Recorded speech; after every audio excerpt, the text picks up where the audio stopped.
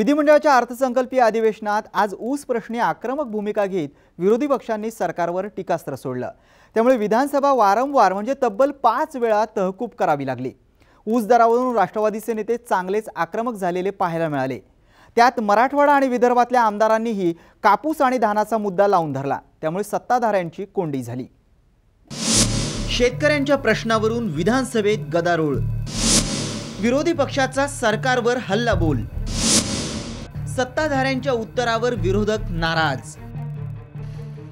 राज्यातल्या ऊस उत्पादक शेतकऱ्यांचा प्रश्न असेल किंवा विदर्भ मराठवाड्यातील कापूस उत्पादक शेतकऱ्यांचा, राष्ट्रवादी काँग्रेसच्या नेत्यांनी आक्रमक होत सरकारला चांगलंच धारेवर धरलं।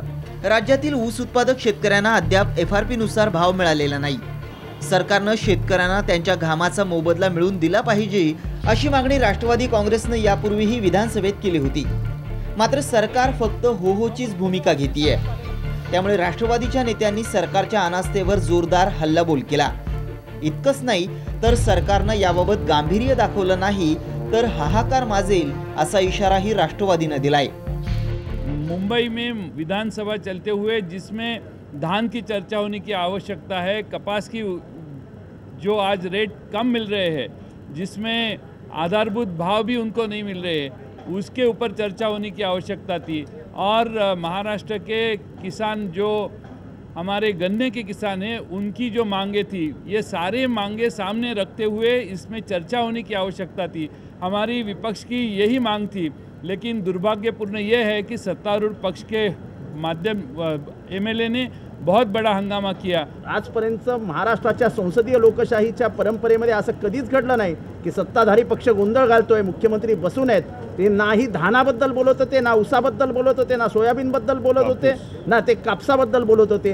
ते फक्त इशाऱ्याने गोंधळ करायला सांगत होते, कारण का त्यांना फक्त स्वतःची आणि स्वतःची कातडी वाचवायची होती। पण ती कातडी वाचवत असताना आज महाराष्ट्राच्या विधानसभेचं वस्त्रहरण झालं। गेले 2-3 दिवस सभागृहात राज्यातील ऊस उत्पादकांना FRP प्रमाणे दर देण्याबाबत चर्चा सुरू आहे, पण कोणताही ठोस निर्णय होऊ शकलेला नाही। त्यामुळे सरकार जोपर्यंत निर्णय घेत नाही तोवर सभागृहातच बसणार नाही अशी भूमिकाही राष्ट्रवादीने घेतली आहे। शक्कर की प्रोडक्शन देश में बहुत होने के कारण शक्कर के भाव गिर रहे हैं। केंद्र सरकार को राज्य सरकार विनती करेगी, उसका फॉलोअप करेगी कि केंद्र सरकार 50 लाख मीट्रिक टन का बफर स्टॉक करे ताकि मार्केट में शुगर के रेट बढ़ जाए।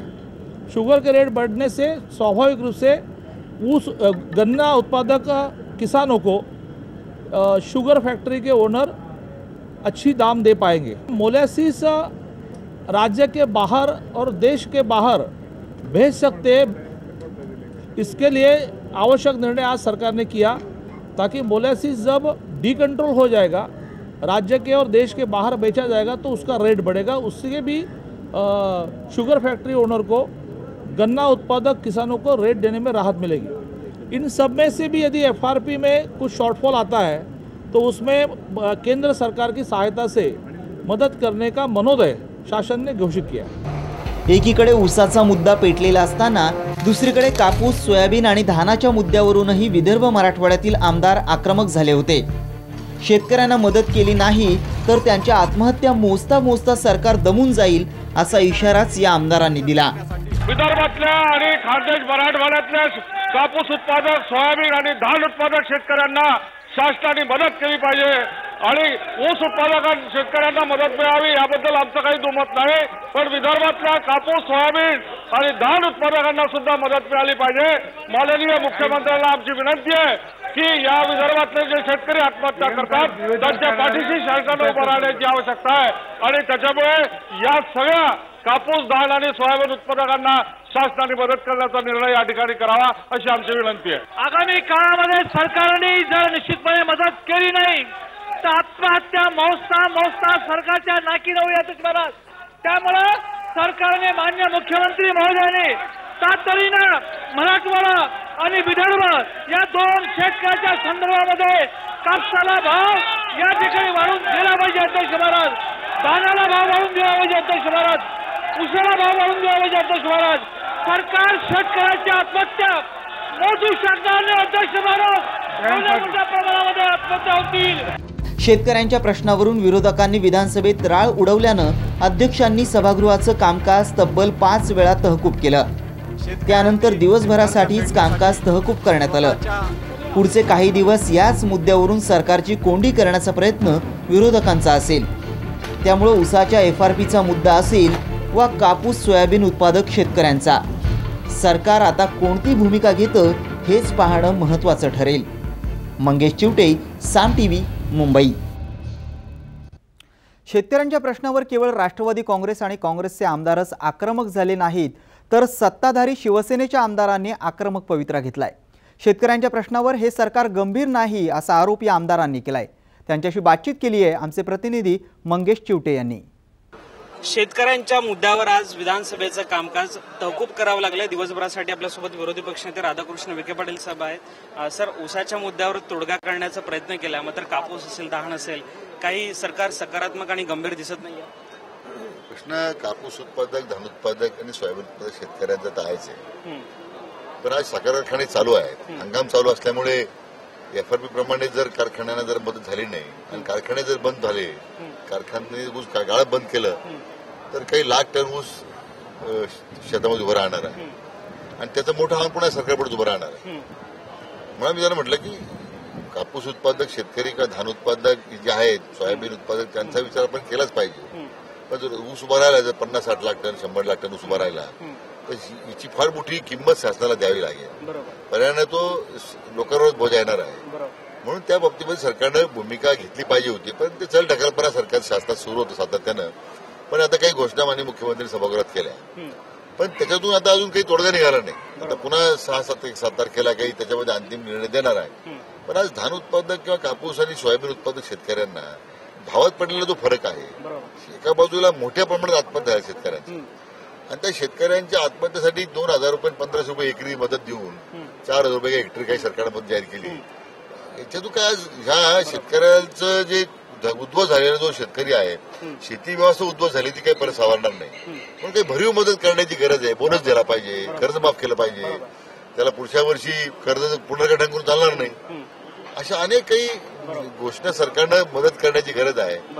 आणि म्हणून आज सगळ्याच जुनी बाजूच्या सदस्यांनी मला वाटतं या प्रश्नामध्ये जी भूमिका मांडलेली आहे, सरकारला निर्णय या बाबतीमध्ये निर्णय करणं भाग पडेल अशी परिस्थिती आहे. शेतकऱ्यांच्या प्रश्नावर सरकार गंभीर नाहीये असा फक्त विरोधकांचाच आरोप नाहीये, तर शिवसेना सत्तेमध्ये सहभागी आहे. शिवसेनेतले आमदार अर्जुन खोतकर, गुलाबराव पाटील, त्याचबरोबर काँग्रेसचे आमदार, भाजपचे आमदार सर्वच या ठिकाणी एकत्रित लोकप्रतिनिधी.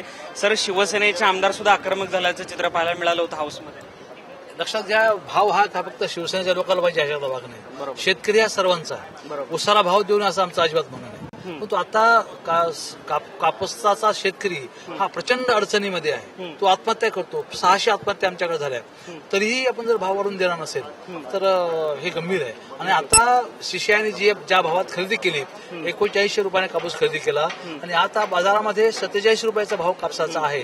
तर त्यामुळं जो काही 800 रुपयाचा फायदा सीसीआयचा झाला, केंद्राचा झाला, आम्ही त्या नफ्यातून मागतो, बाकी काही नाही. आम्ही सरकारला हे दाखवून दिलं की ज्यावेळेस शेतकऱ्यांनी 3879 रुपये कापसाचा भावाने आपला कापूस विकलाय, योगायोगाने आता मार्केटमध्ये 4700 रुपये भाव झाला आहे. सीसीआय तुमचंच आहे, सेंट्रल आणि राज्य दोघांनी विचार केला तर जो फरक शेतकऱ्यांचा निघणार आहे तो फरक शेतकऱ्यांना द्यावा. आणि माझ्या माहितीप्रमाणे आमचा शेतकरी किती अडचणीत आहे तुम्हाला माहित आहे. गार आहे, दुष्काळ आहे, अवेळेचा पाऊस आहे. याचा विचार केला असता शेतकऱ्याला मदत दिली पाहिजे आणि शेतकरी म्हणून आमची मागणी रास्त आहे. एवढा गंभीर विषय असताना सरकार मात्र गंभीर नाही. सर्व पक्षीय आमदार एक मागणी करत असताना सरकारने याच्यावर निवेदन करायला पाहिजे होतं. पण उलट याचा फायदा घेत सरकारने आज कामकाज रेटून नेलं. आज गृह विभागावर चर्चा होती, आदिवासी विभागावर चर्चा होती, महत्वाच्या विभागावर चर्चा होती. पण सरकारला ना ऊस उत्पादकाला भाव द्यायचा होता, ना कापूस उत्पादकाला, ना सोयाबीन उत्पादकाला. आणि हे करत असताना त्यांना गृह विभागाशी संबंधित, आदिवासी विभागाशी संबंधित चर्चा देखील करायची नव्हती. आणि म्हणून त्यांनी फक्त गोंधळात फायदा घेत त्यांनी सभागृहाचं कामकाज रेटून नेलं. मी निश्चितपणे सांगेल की सरकार निश्चितपणे गंभीर नाहीये. हा सरकारला शेतकऱ्यांची विसर पडलेली आहे.